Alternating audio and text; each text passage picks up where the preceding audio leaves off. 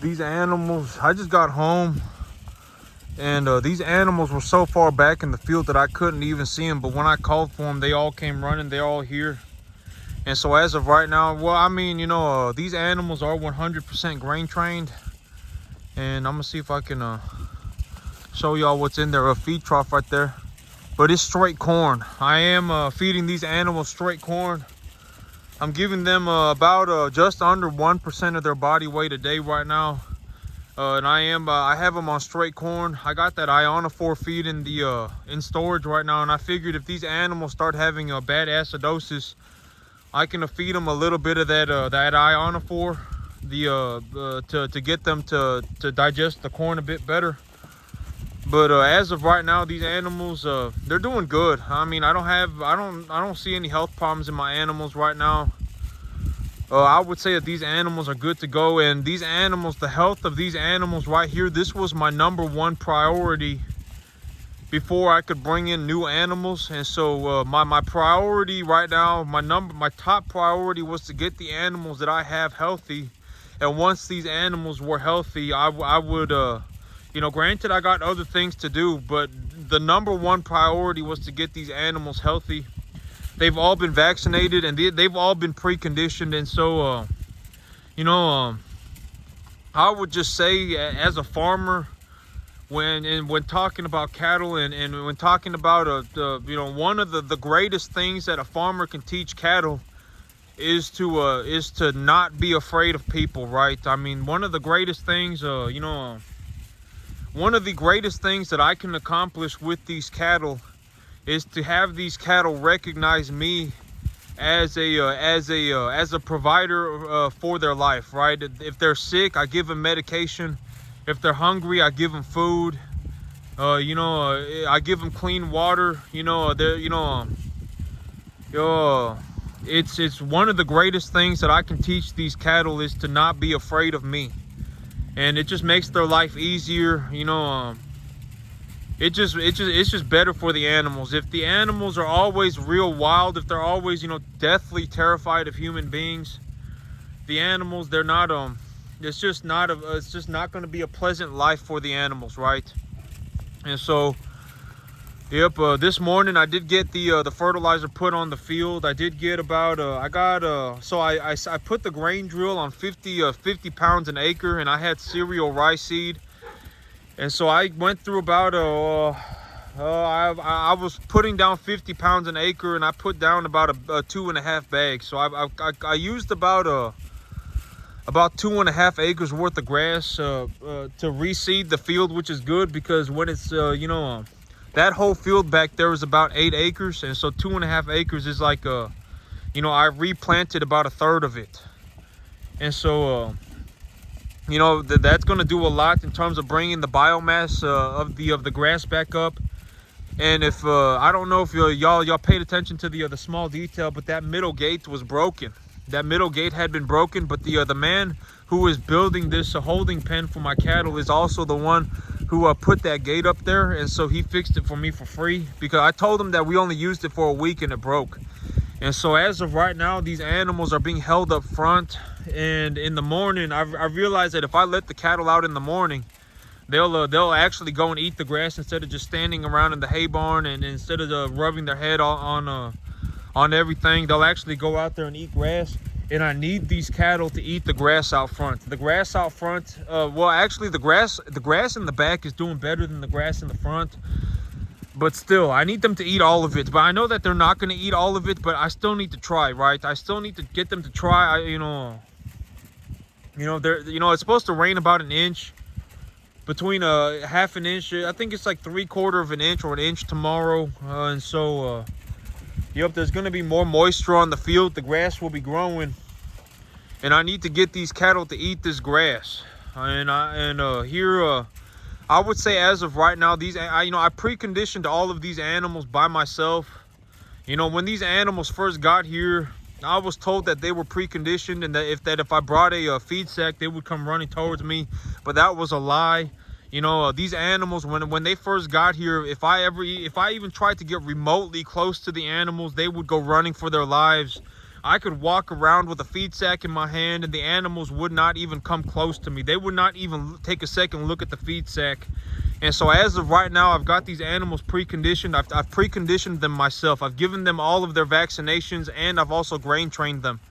And so as of right now, these animals are squared away.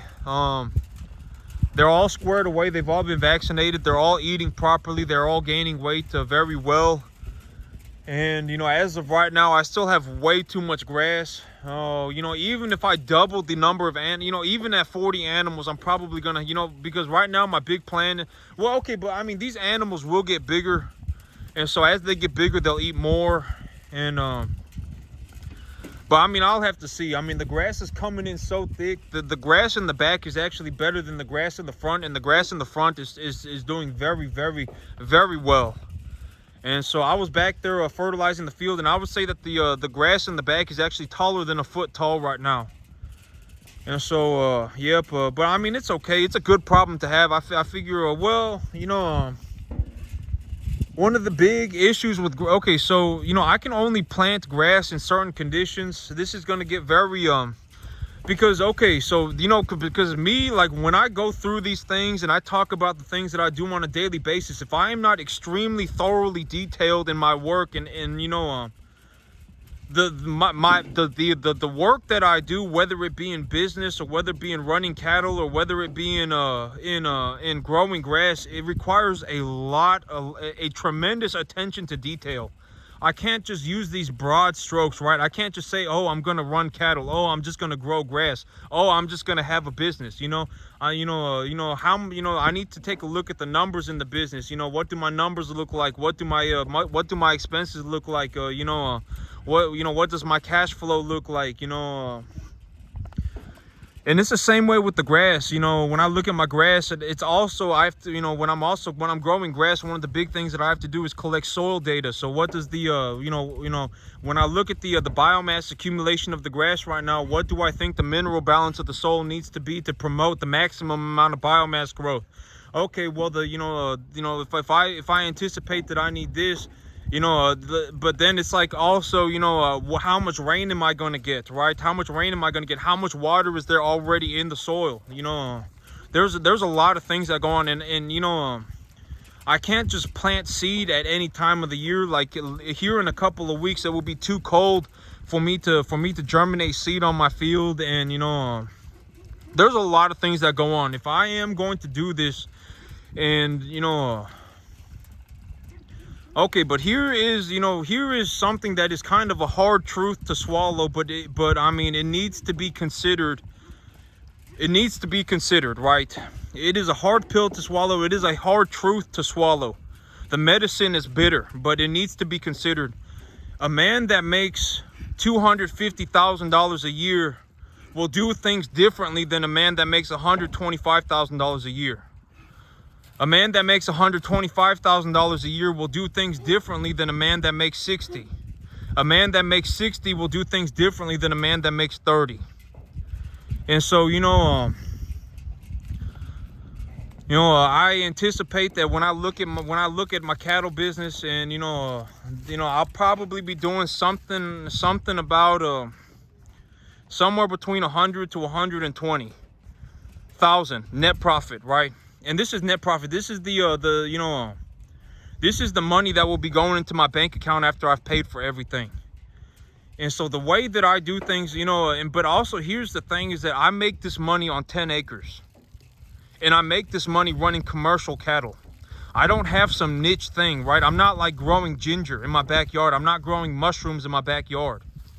I am running commercial cattle on 10 acres. And so, and I probably do somewhere around 100 to 120,000. And so that, that is the reality of the objectively looking at my numbers, because, it don't matter, it don't matter. Money don't care about opinions, right? Oh man, this person could think that they fell out of heaven to seven. Oh man, they deserve a better life. Oh man, but everything. Oh man, whatever. They could have a lot of opinions, but at the end of the day, the man that's making 120,000 is the man that's making 120,000, and it is objective, right? It's not like, oh, I think that he makes 120,000, or I think I make 120,000, or I think I make 100,000, right? It is like I make 120, I make 100, right? And so, these things that I do, they require extreme attention to detail, extreme attention. If I make a small mistake, what may look like a small mistake, oh, my animals were not preconditioned when I brought them in and I thought they were preconditioned, right? That's what happened to me a couple weeks ago. And when my animals were dying, the underlying case for the animals dying was because I thought they were preconditioned, but they weren't. They did not know what a feed sack was. They did not know how to eat out of a trough. They ran for their lives when I came close. They did not have their vaccinations. It may have seemed like a simple mistake, but it cost tens of thousands of dollars. And so, the onboarding protocols need to be very thoroughly detailed. The dietary program for the animals needs to be very thoroughly detailed. The soil data that I collect needs to be very thoroughly detailed. The amount of biomass accumulation that I am looking, because the thing about biomass accumulation in the plant is that I have to balance the biomass accumulation of the plant with the health of the cattle. Because if my grass is accumulating biomass very quickly, if it is accumulating biomass very quickly, but my cattle are getting sick eating it, then I need to reduce the amount of it's like I need to consider many things at once. It's not just like I'm solving one problem, and so it's like I'm monitoring all of these things at once, right? And I would say about 40% to 50% of what I do is coming up with a plan. Whether I'm coming up with the plan for the cattle, whether I'm coming up with the plan for the grass, whether I'm coming up with the business plan or an investment strategy or a commodities market strategy. I mean, about half of what I do, I would say about 40, because if I work 100 hours, about 40 of those hours is me coming up with a realistic, thoroughly detailed plan. I'm going through my business in my head. What do I need to work on? What does the diet plan for my animals look like when they first get here? What is the onboarding program? Okay, well, what does my grass look like right now?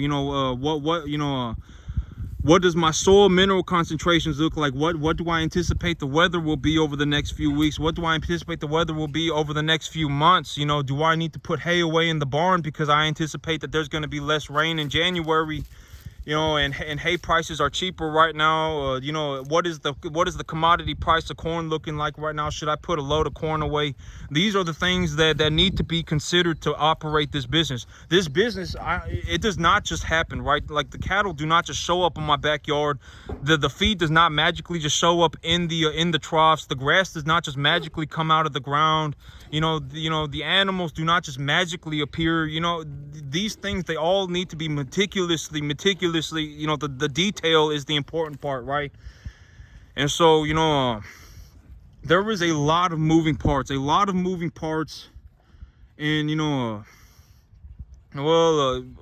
I'm kind of, at this point in my life, okay, so, I figured that I'm just going to talk about the things that I do, because it's very naive for me to think that I can help people, right? Because if it's very naive for me to think that I can help people, because a lot of people who are looking for help are not looking for help. They're looking for somebody to save them. They're looking for somebody to legitimately just hold their hand and walk with them. And that is not me. I don't have the time to do that. And, I know I've said this before, but, I thought about maybe operating a business in terms of a custom farming business. And I would go out and I would, do things like fertilize people's fields and plant grass for them. And the reason that I'm not going to, okay, so here is why I cannot go out of my way to help people. It's because so let's say me sitting on my farm right here, right? I don't leave my farm. I just mind my own business, and I just run my cattle, and I make let's say $400 a day. $450 a day. Well, if I want to go out of my way to go and help somebody, quote unquote, help somebody operate their farm, I need to take a day out of my day. So that day already $450 gone. That $450, if I had just sat on my farm and not helped anybody, not had gone anywhere and just minded my own business, I could have made $450. And then I would have to go for a whole day over there to collect soil data, right? And then I would have to go over to the fertilizer plant to pick up fertilizer. I would have to pick up fertilizer. I would have to come back. I would have to plow their field, plant their grass, fertilize their field, collect data, analyze their field, you know, and keep record of their field. And then, and then, if the farmer put the cattle on the grass too early, the cattle could bloat and die, and there could be all sorts of problems, right? And it's like, if it took me 3 days to go out of my way, I could have made $1,500 on my own farm. And so it's like, what would I realistically have to charge somebody to go and help them for 3 days? Probably about $5,000, more than $5,000. Because I would have to go and I would have to buy fertilizer. I would have to buy seed. I would have to take my tractor over there. I would have to plow their ground. I would have to, I would have to do everything for them. And that is not helping people. That is, that is like saving them. And I don't have time to do that. I mean, unless they're willing to pay me. And $5,000 probably wouldn't even cover 3 days. I mean, $5,000, $5,000 maybe. Because then I'm going to have to go and I'm going to have to collect the mineral data on their soil. I'm going to have to, monitor the biomass accumulation. I'm going to have to go and do all the work on their field, and then I'm gonna have to plant it, and and if I don't do any of that, then I just mind my own business and I sit on my farm. I could have made money, right? And the thing about me spending time away from my farm is that if I spend time on my farm, I can also think about the future of my farm. I can think about, what do I want to do next year? Do I want to buy? Because here's the thing, okay, I don't spend time thinking, this is also, I don't spend time about thinking about like raising my income by $35,000. Like if I go from 125 to 160, it's not going to change my life. So I don't think about that. Like I don't think about going from 120 to 160. If I can go from 120 to 500,000, that would change my life. If I could go from farming 10 acres to farming 50 acres, that would change my life. And so, like me, when it's not just about like, it's about the future of my life too. If I spend time on my farm, the time that I'm investing into my farm right now will also be what, it'll be an investment for my future. And so, it's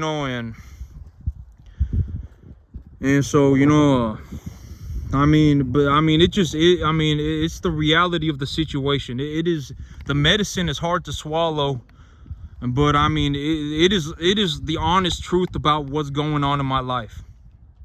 If somebody wanted to talk to me about cattle, I could talk about cattle all day. If they want to talk to me about how to grow grass, I could talk about that all day. Whatever, I could talk about it all day. But when it comes to me having to take time away from my farm, the time that I spend away from my farm costs, hundreds of dollars every day. Because if I just sit here and I farm my 10 acres, and I make $400 a day, and let's say I take the $400 in, and I get to build my farm, and I get to build my farm, and I get to do better for myself. And let's say next, I go from 120 to making 500,000, and I'm looking to push myself from going, and that 500,000, it would be more than, it would cost more than $3,000 to $4,000 a day for me to show up to help somebody, quote unquote, help somebody. And if somebody is looking to pay me $15,000 to help them for 3 days, I'll go out and do it. But it's just not in my financial best interest to go out and quote unquote help people. It's just not. I do the best I can on these videos, and I think that's what motivates me so much about making these videos, is that maybe there's 1, 2, or 3 people on the entire, from everybody watching my videos, maybe there's 1 to 3 people that watch my videos and they think, dang, like I'm actually gonna go and do this, Because the thing about farming, okay, the thing about farming, right? The thing about farming is that, you know, like if I'm going to spend 15 years of my life working to become a farmer so that I can make $100,000 a year, I can make the same amount of money spending, you know, if I, you know, I don't have to go through all of this to make that much money. You know, making $100,000 a year, it's not very difficult. You know, like I could go out and I could purchase a business. I could literally go on the internet right now and, you know, just type in businesses for sale on Google, and I could find a business that doesn't have any real estate involved in it. Because, okay, so the thing about real estate and business is that the real estate and the business are sold separately. And so the long story short, if I have to buy a business and the real estate, it's going to take a lot of money, and most people don't have that kind of money. And so, you know, the best businesses to buy from the very beginning are the businesses that do not have real estate, or the businesses that lease out their real estate. And the thing about the businesses leasing out their real estate is that if the business leases out their real estate, you'll have to pay rent. And what exactly are the tax implications of that? I'm not sure. I'm pretty sure you can write off rent as an expense for your business, but I don't know, because I don't rent. You know, one of my things is that, you know, I look to own. Even, you know, I would rather own a 10-acre field than rent 100 acres. That's just me. That's just my mentality. Because that's just my business philosophy. Because the equity built in the ownership of the property is also a very, very, very good wealth building tool that I haven't even talked about. You know, from my understanding, my property's appreciated a little bit over the last year and a year and a half or so. And, you know, I've also collected equity in this property from the monthly payments that I've made. And so, you know, I've actually made money on the equity of this property as well. And I can only make money in the equity of the property if I own it. And so, yeah, I mean, but you know, that was also my big, you know, when I was on Google looking around for businesses to buy, you know, one of the big reasons why I was so interested in buying a route from something like Pepper Ridge Farms Company, where I could just show up at the warehouse, take order of the inventory at the grocery store account, go to the warehouse, pick up the bread or pick up the merchandise or whatever, and you know, take the old stuff out and restock the shelves. The reason that I was one of the big reasons that I was so interested in doing that kind of work, other than being able to write off a truck, and other than being able to you know, seller finance the deal, and you know, and other than the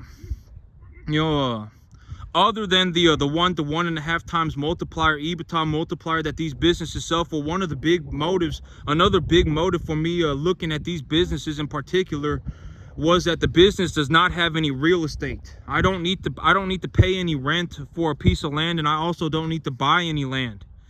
And so, you know, these businesses that don't have land, you know, the businesses that don't have rent, and you don't need to purchase real estate. You can just straight up purchase the cash flow for a 1 to 1.5 times EBITDA multiplier, you know, buy the business, put it on a seller finance, use the business to pay for the loan, and then legitimately just go out and buy myself a giant truck and write it off on my taxes. I mean, you know, that, you know, if I was just straight, because after, you know, even let's say I do this, right, and I make $140,000 a year, that's honestly enough money. Now, you know, I could legitimately just put bread on a shelf for 5 days a year, and you know, and you know, 5 days a week, 5 days a week, and just make 140 grand and just not worry about any of this, right? Because farming, I mean, you know, it's a lot. I mean, there's a lot, you know, and farming, it's also a hard skill, right? It's not like subjective. It's not like I think I can farm, you know, and so it's a hard skill. And the thing about putting bread on a shelf is that, you know, practically anybody can do it, as long as I show up 5 days a week, you know, and I show up at the distributor's warehouse 5 days a week. I mean, I can just make my money and just not worry about anything else. And that's the thing about money, you know, but that's also the thing, you know, I would say, you know, let's say I get 500 people who watch this video, 1 to 3 people, maybe 1% of the 500 people who watch this video are actually interested in farming, are actually interested in farming, and the other 495, the 99%, you know, for whatever reason they would quit. You know, maybe it's too hard. Oh, maybe they found an easier way to make money. Oh, you know, for whatever reason, either they're going to quit or they're going to struggle for a long time, barely make a living, and then you know, they'll live their life, you know, miserably. And you know, only, you know, out of 500 people, maybe 1%, maybe 5 people actually want to be a farmer. And you know, for those 5 people, you know, I think that watching me is, you know, because the big advantage that I have is that, you know, the barrier to entry to farming like me is straight up your capacity to farm, your skill set. Like if like, you know, like if I put 1,000 people on a 10-acre field, you know, you need, if 1,000 people were on a 10-acre field, you know, the person who's gonna make it is the person who is objectively the best farmer. The person who, you know, and being a farmer, it's not just running cattle, it's not just growing grass, there's also business. You know, you also have to do business. You have to learn how to run a business, you have to learn how to grow grass, and then you have to learn how to run cattle. Cattle is like the very last thing. And so, you know, in all honesty, I know that this may sound horrible, but if you do things out of order, like if you learn how to run the cattle first and then grow the grass, I mean, it doesn't really matter, you know, what order you do it in. If you learn how to run the cattle first and then grow the grass and then run the business, I mean, you'll probably be just fine, as long as you don't go too far into anything before you figure things out, realistically figure things out. And you know, and you'll figure things, you know, objectively, the people who, you know, you will have figured it out objectively. Anybody who is looking into farming will have figured it out when their money says that they have.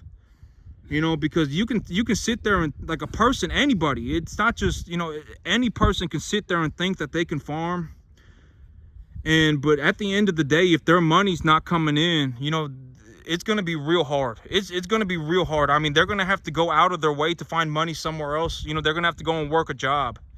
You know, they're not going to be able to be, you know, a farmer. They're going to have to go and work a job, you know. And I'm not saying, but, you know, like me, even me, I work a job, right? But, you know, yeah, but I'm kind of in this wonky place where it's like, you know, I got this money in my bank account, but the money's not enough for me to just go walking off into the sunset, right? I mean, you know, even at $120,000 a year, it's not like I can just, you know, throw everything away and just go walking off into the sunset and never work again. And so, you know, yeah, I mean, it's a multi-dimensional situation, but, you know, if anybody is actually a good farmer, they should be able to make a lot of money doing it. And, you know, on about 10 acres, you realistically, what does that look like? I don't, you know, other people may have better results, but for me, it's somewhere between about $80,000 to $100,000 a year should be the money that is being generated in terms of net profits. So after I pay for everything, on 10 acres, I should be making about $80,000 to $100,000. And one of the big benefits about doing things like me is that, you know, if all you got is $2,000 a month, you can still do this. That, you know, that's the big benefit. But the big drawback is the skill set that is required.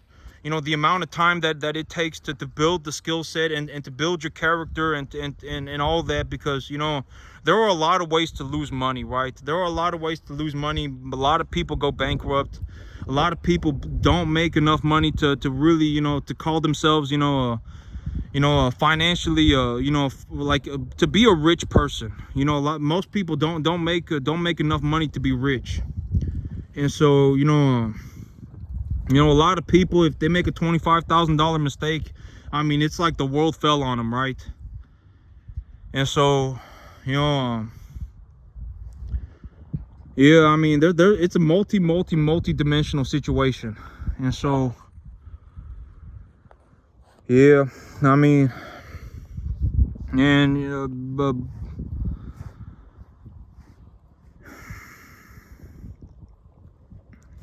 yeah, I mean, it's just too hard. I mean, you know, for most people, I'm just gonna be honest, it's just too hard. I mean, yeah, it's very, very, very difficult. But here in about 2 weeks or so, you know, I should be ready to go. And the animals are actually sleeping in the pen, in the holding pen right now. But yeah, in about 2 weeks, I should be bringing in new animals. And yep, that's it for me today, YouTube. Y'all have a good one.